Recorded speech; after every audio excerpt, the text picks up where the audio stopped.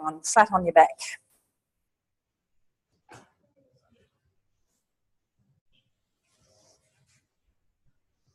And of course, we were just talking about the brain like it's, you know, the universal ordering principle. Those little axons, those superhighways do extend from the brain down through the spinal cord to those nerve bundles and then branching finer and finer to send little branches, little roads, little tracks to all those little muscle fibres that we talked about last week. And then, of course, all the little sensory receptors, they have little branches going from them that then coalesce more and more to make these bundles that go back up to the brain. So the little receptors in the muscles themselves and the receptors in your skin. So they're all making tracks back up to the brain. And the same thing, you know, in the involuntary system, the little receptors in your gut and in your heart, sending messages back up to your brain so that your brain can monitor the sort of homeostasis of your system, the balance of your system. So instead of equipoise, you could also use the word homeostasis, right? There's this kind of hovering around the mean. You know, you can think about blood pressure. So there's this kind of nice level of blood pressure that you have. And sometimes you need a little bit more blood pressure, you need a higher blood pressure, sometimes you need a little bit of lower blood pressure. And it just, you kind of go in this kind of wave around that ideal blood pressure. So you could think about muscle tone like that you can increase it when you need to, you can increase it generally. So generally your muscle tone will be higher in standing than in lying. So that's why we lie down, so that you can feel more, because your tone generally lowers in lying. And then we come up into standing so that you can feel with that postural overlay of muscle tone. So somewhere in between there's this kind of theoretical ideal of muscle tone, but we move around it, right, to what is necessary. Or there may be some muscle groups that need more. For example, if you do the bell hand. So it might be quite a local activation.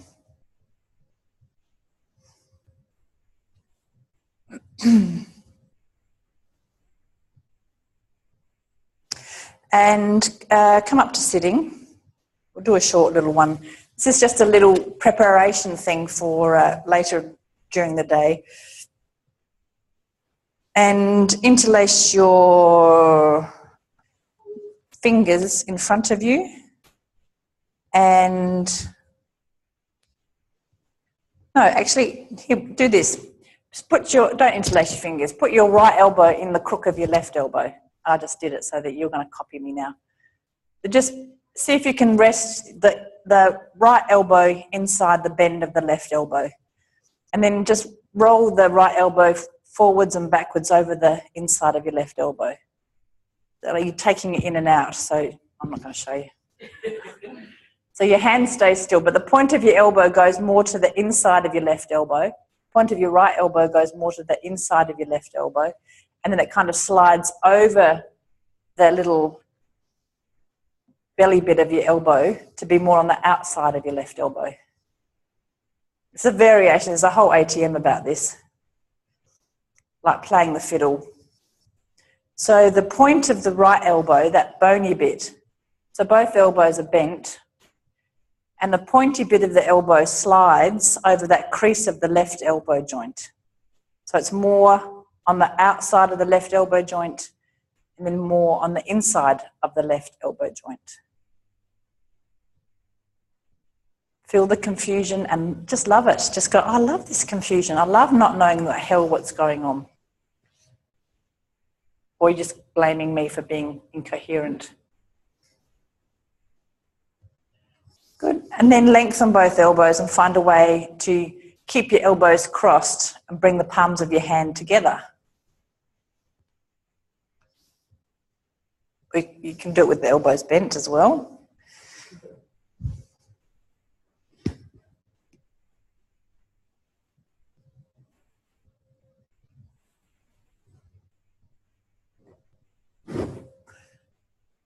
So there's a thing, if you wanted to bring the palms of your hand together, then you think about how you would turn your hands in a way that you maybe explored. I just did it for you so you could see.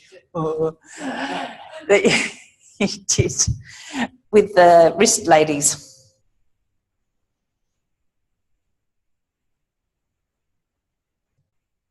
There you go.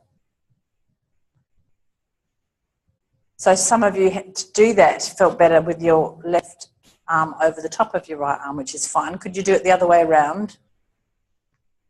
So have your left elbow now, and just for a while with your elbows bent, just kind of remind yourself that you've actually got shoulder blades. So all this nonsense, you're busy concentrating on your elbows, but actually what I'm interested in is what's happening in your chest. That's a little note to you teachers.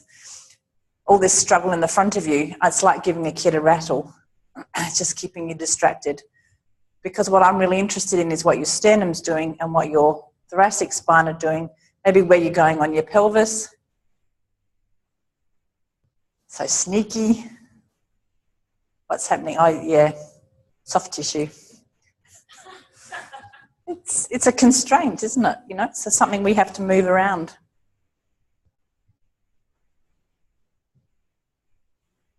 And what's happening, you know, because you've swapped hands, is there a difference in one side of your ribs to another to try and find a way to have your elbows snuggle into each other like this?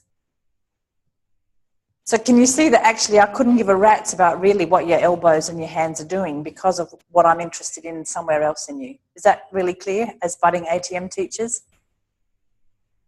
Yeah. And of course, your little basal ganglia are going mental with this goal and reward thing about getting it right. And we're just going, yeah, whatever. Do what you know, doesn't matter. Okay. And just rest your hands for a moment. Rest in any way you like.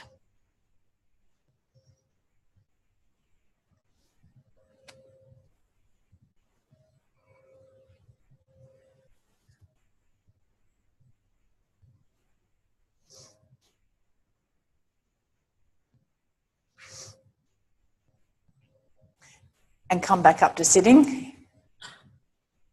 You can say any way you like, but there was a subtext there. And now bring your your left hand towards your right armpit and your right hand towards your left armpit. And see which elbow is on top of which. Keep your thumb with your fingers. And then slide your hands further around towards your shoulder blades. So you're really underneath, you're tucked in. So if you want to give yourself a big hug. So people looking behind will think, oh, could you do that, you know, that party trick where from behind it looks like you're having a little snuggle with somebody. So look at the people in front of you and it is just such a funny look, isn't it? Go on, be a little bit smoochy. So, you know, this sort of, you know, your feet were caressing the floor yesterday. In your hands, oh, it does look so weird.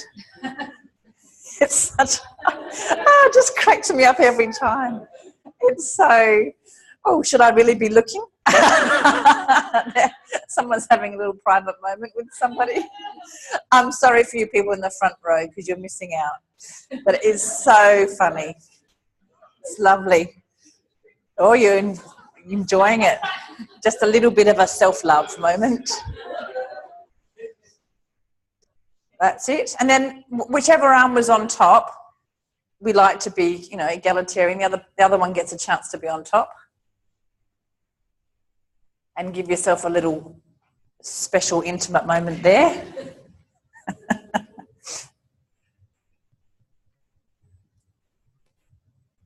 Because there's something about the exploration that's kind of familiar with the bell hand, you know, there's sort of kind of softness in the hand, that lack of pointiness, that, you know, the fingertips disappear as you're feeling and finding your shoulder. But maybe you could, you know, kind of rock your shoulder girdles a little bit or give yourself a little bit of a, you know, mobilizing kind of thing. That's it. Just This looks so funny. Oh dear, I should grow up, shouldn't I really? One day I might be a grown up. Okay, good. Now you can just break off that gently with yourself. Don't do it by text message. I think that's really rude. It's over. And now bring your hands up. So you were under your shoulders before. Now bring your arms up. So you're going to bring them behind the back of the neck. So they're still crossed. One elbow will be relatively on top of the other. But you're coming around from behind. So the elbows are still in front of you. And your chin's almost resting in your elbows. But now instead of exploring underneath your armpits, they're exploring above your shoulder and on the back of your neck. And could you find a way where your fingertips could meet behind the back of your neck? A lot of hair and business. What would help? How could your neck help? Could your chest help? So again, you know, your attention might be in your hands and in that moment of exploration, but just spare a bit of attention for what's happening in your chest, in your shoulder girdles, in your sternum, in the neck itself, because you can feel the neck as well, and know that there's another reason why he brings this in, because he's interested in you feeling the way your ribs can bend and expand on one side, the way they can soften forward, the way they might soften backwards. And if you can find a way, some people can, you know, if you haven't got as much soft tissue, you might be able to interlace your fingers behind your neck or not. But just have the fingers somewhat oriented to each other. And could you pull so that your head is almost in the gap of the crooks of your elbows.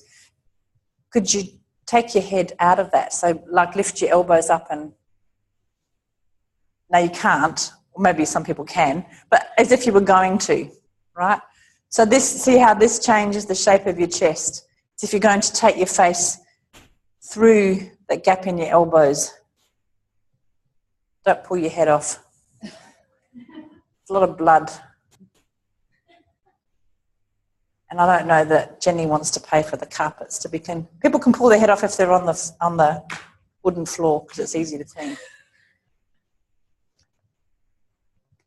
And how far apart would your fingers have to go for, in fact, your elbows to slide up over and rest on the top of your head? So that it might be your forearms. And feel, how does that change the shape of your chest? Where does your weight go on your pelvis? Oh, pelvises? Do you mean the pelvis is connected to the elbow bones? Who knew? Who knew? Breathing is beautiful.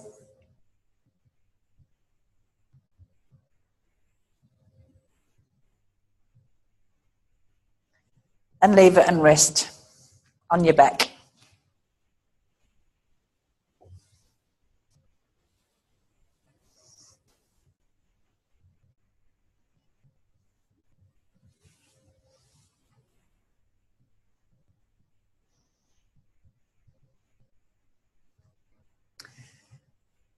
And bring your hands up so they're going in the direction of the ceiling, so they're ahead of you, elbows straight.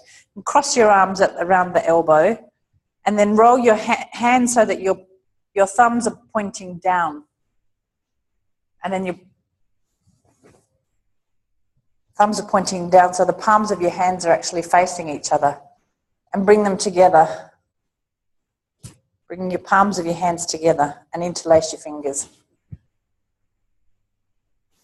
So the elbows cross with the arms straight.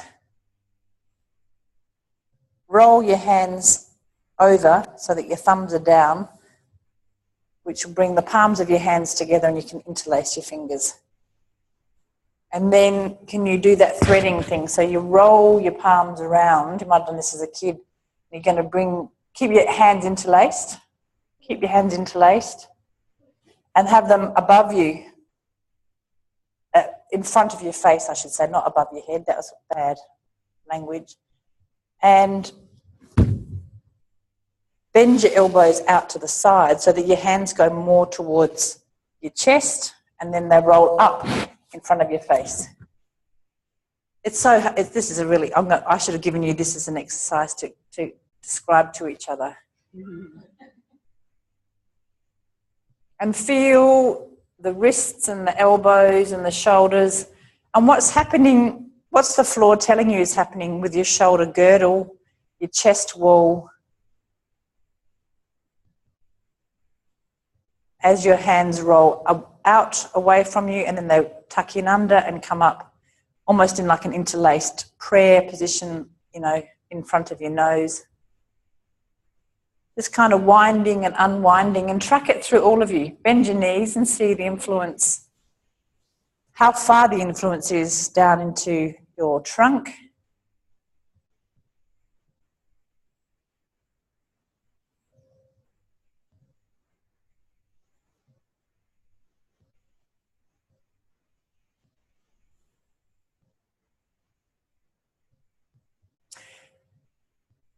Leave go with your fingers, and now if you had your right hand, right elbow above the left, swap over.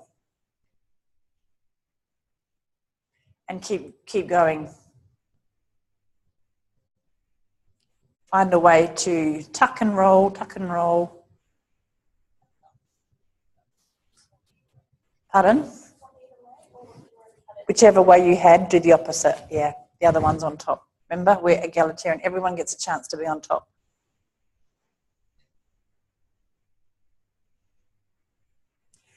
And in either, when your hand is either fully away from you or fully towards you, take it a little bit to the right or a little bit to the left, and feel the influence that has, making them, you know, with the movement more asymmetrical. What happens in your chest? Is your head free to move? It doesn't have to move heaps, but it's just not pinned to the floor. So that this sort of wrist-hand combo could roll up, away from you, roll away from you, and roll towards you, but more to the right in your right kind of field, or more in the left kind of field, or above your head. That's harder, but breathing is a good thing.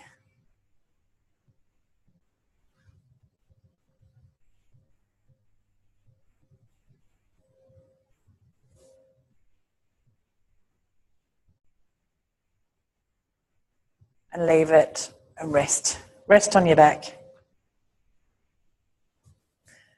So I was chatting with people yesterday about the sort of the threads going through these ATMs, and I was looking at my notes when I taught this series in Brisbane, and I had quite a different focus. It was all about arms up there. It was all about arm function and what are arms good for, and you know, we did a lot of sort of ancillary activities using arms. So as ATM teachers, you can draw out different themes in the same series. And I can understand at the moment that's immensely frustrating for you, because you want an ATM to be good for something, one thing, because that's what your brain wants to deal with, one thing, maybe two. So for someone like me to glibly say, oh, well, you just draw out the thread that you like, is not satisfying. You want a concrete answer. Well, you know, you can create a concrete answer if you want to, and then know that you'll have to soften it and reframe it in the future. Because you could just as easily turn this series into something about feet and balance, because that's what a lot of people are feeling. The feet are feeling more stable and they're getting more balance. Some people are feeling like this is really good for running. The slant that I'm taking is this sort of the ability for the chest to take you where you want to go. It's this having putting the magnifying glass on a different part in a way. Okay, slowly roll over, come up to sitting and then standing.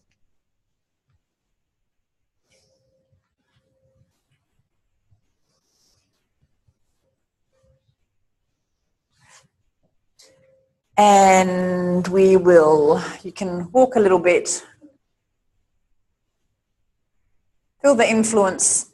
You know, I can direct where I want your attention to go is how you're using your arms, for example, or when you're reaching for your coffee cup or going into your bag, how your chest can support that change of orientation of your hands or the change of orientation of your eyes. Feel for yourself.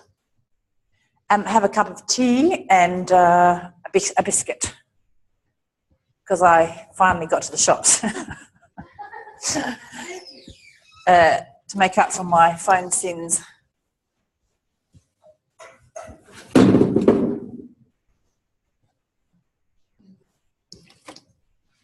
And we'll come back at